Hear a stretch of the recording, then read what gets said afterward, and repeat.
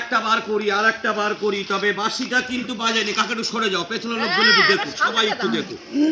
এই দেখুন বাবু, সবাই একটু দেখুন, আস্তে আস্তে করে দেখাও।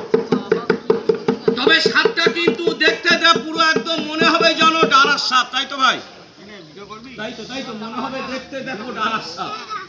এই দেখো আমার পেছনে যে ভিডিও কর, পেছনে দাও মোবাইল ওর কাছে দাও, ওর কাছে একটু দাও, ও একটু ভিডিও করে। তবে সাপটা দেখতে কিন্তু মনে হবে যেন ডারাস সাপ। তবে বাবু এটা কিন্তু ডারাস সাপ না। যদি বলুন সাপুরিয়া ভাই ওটা কি সাপ?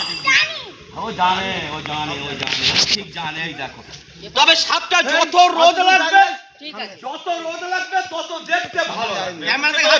ঠান্ডার সময় তো বাবু, একটু ঠান্ডার সময় তো জব্দ হয়ে গেছে, বুঝতে পেরেছো? তবে এই যে সাপটা আমি যে দেখালাম, একবারও কোনো লোককে বললেন না, জিজ্ঞাসা করলেন না এটা কি সাপ। আপনারা তো দেখছেন এটা কি সাপ, কেউ একবারও কিন্তু জিজ্ঞাসা করলেন না।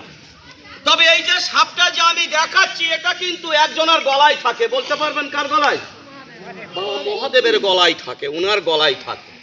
এটার নাম বলা হয় বাবু পদ্ম গোখরো সাপ। এটা বেশিরভাগ কোথায় থাকে? মানুষের ঘরে থাকে। ঘরে কোন ঘরে থাকে?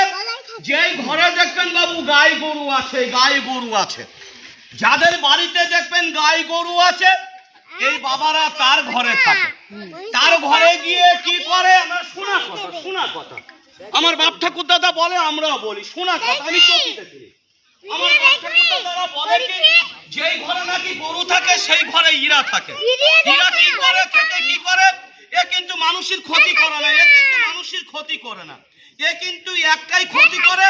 আপনার বাড়ি যদি একটা ভালো গাভী গরু থাকে, ওই রাত্রিবেলা আপনার বাড়িতে যাবে, ওই রাত্রিবেলা আপনার বাড়িতে গিয়ে কি করে? শোনা কথা, নাকি এই ঠ্যাং জড়াই ধরে, গরু নাকি জড়াই ধরে কি করে?